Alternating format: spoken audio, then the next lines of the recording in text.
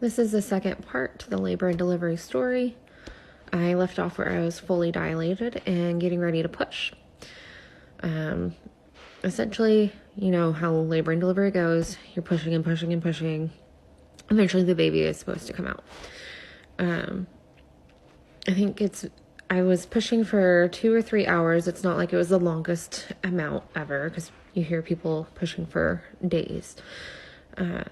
But Nolan started to have late decelerations, which are not a good sign. And his head was stuck on my pubic bone, and we were not making any progress at all.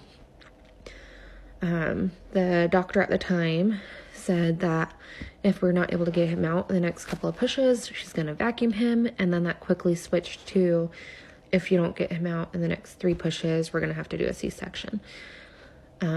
Luckily, I was able to push him out.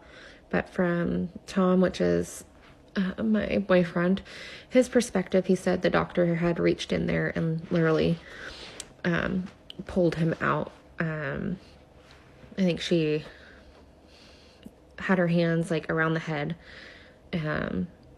that was stuck in the pubic bone and like made room and got him out somehow. I don't know how she did it, but she did. I definitely tore a lot. I had a second degree tear, and so I ended up with stitches. And that wasn't fun, but Nolan was here and he was all right. The NICU team was standing right at the doorway. They checked him out. His APGAR was originally 6. And then they got him breathing and he was screaming, and that was, yeah.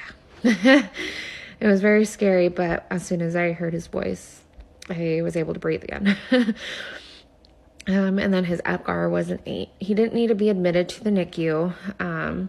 We did have to keep close monitoring of him. They did have fetal monitoring of his heart rate on his scalp, which I didn't know you could do. So from that and being stuck on my pubic bone, he had a massive hematoma on the back of his head. And so in Mother Baby, they were checking his bilirubin levels quite often. And monitoring his hematoma as well. He was 6 pounds, 15 ounces.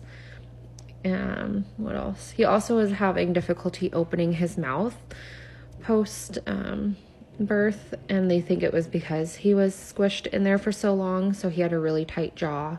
We were doing cup feeds and syringe feeds, but he wasn't able to latch.